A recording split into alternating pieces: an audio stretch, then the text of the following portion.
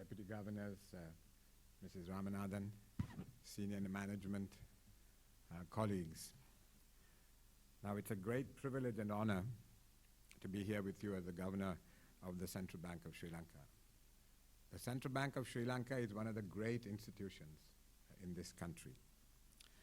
And I'm acutely aware that a primary responsibility, arguably the primary responsibility of the governor, is to uphold its reputation and credibility.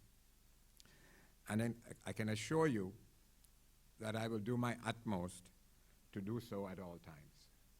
Of course, I can't do this on my own. I need the cooperation of each and every one of you to maintain this as one of the great institutions in the country. You know, my parents went abroad when I was about 11 years old, so I had much of my secondary and university education abroad. But as I was doing my degree and thinking of what I should do in the future, of course, I had been abroad for many years, but I did come back every year for my summer holidays, so kept in touch with Sri Lanka. And there was no doubt in my mind as to what my career should be. And that was to be as a staff member of the Central Bank of Sri Lanka. The Central Bank had such an awesome reputation. This was in the 70s.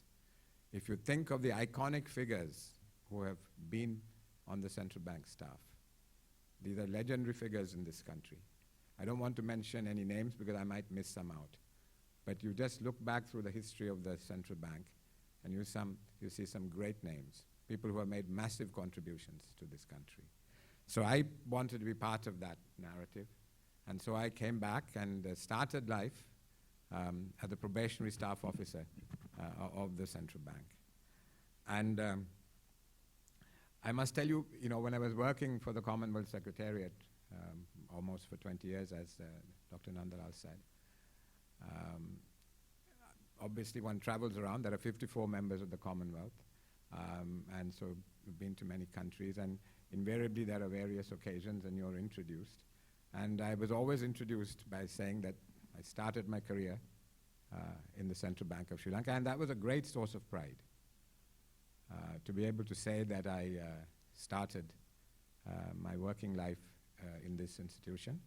And I continue to be enormously proud that I was part of this staff of this great institution for 15 years.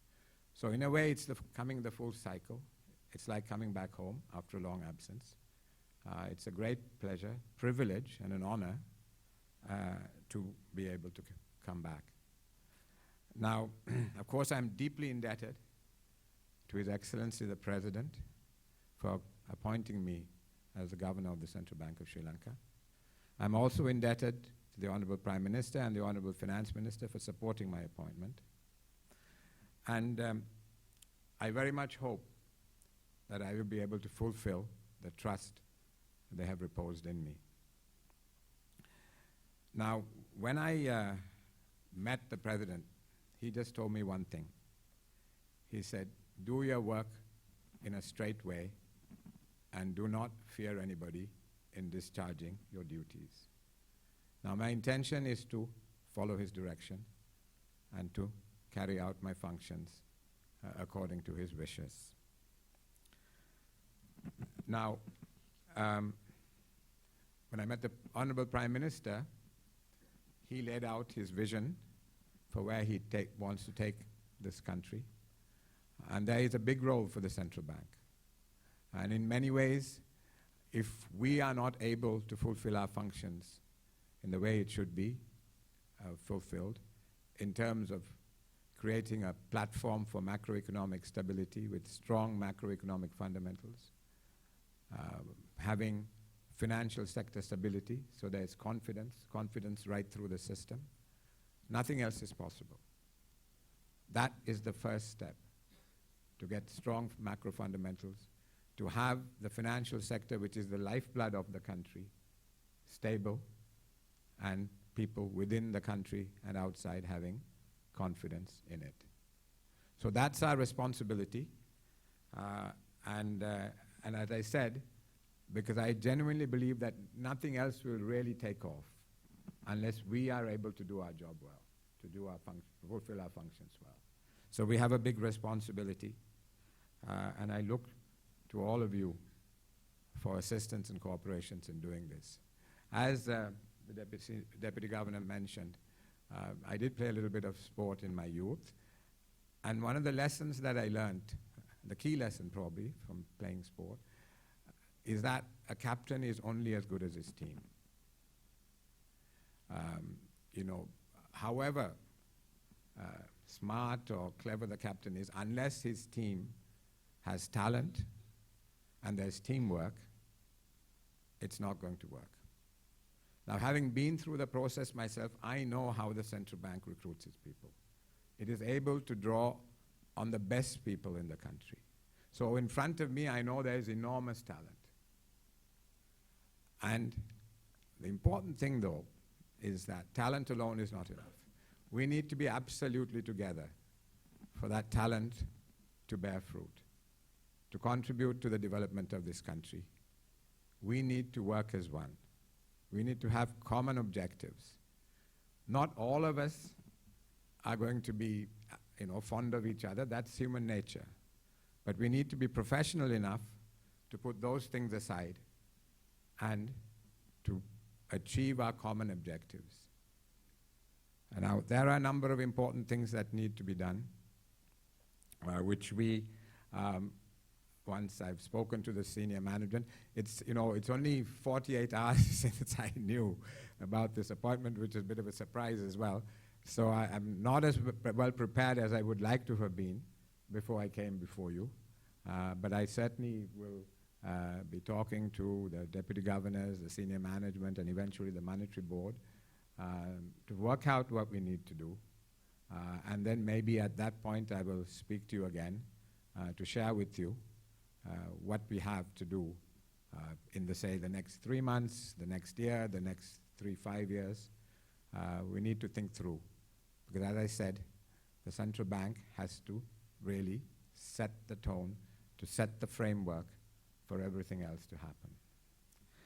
Now, I don't want to go on for too long, and I just really want to leave 3 thoughts with you as to what the central bank, in my view, should be imbued with, what its culture should be. 1 is clearly integrity. 2 is technical excellence. And 3 is professionalism. I would like those 3 concepts to be the guiding principles for all of us as we go forward.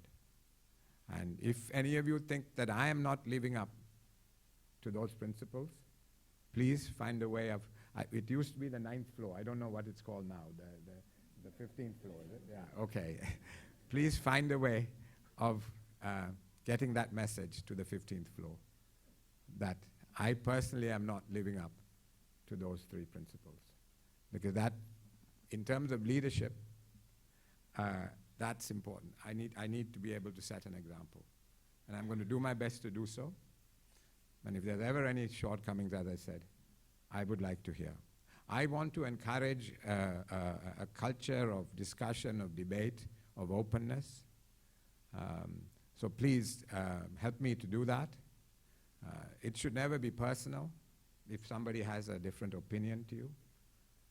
We need to put our heads together. We will have different views. We need to throw it out in the open, discuss, and then eventually find the best way forward. And, there's always concern about the balance between politics and economics. In my view, for much of our post-independence years, and I'm not putting this on one party or the other party or one government or the other, but if you look back from 1948, for most of the time, politics has trumped economics. It's our job to convince our politicians that good economics is good politics.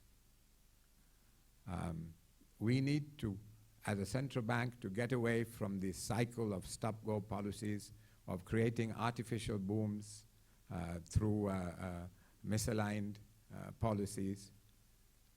We need to set a good framework, as I said, for the economy. we have a representative democracy. The people elected by the people, the government, of course, have sovereignty reposed in them.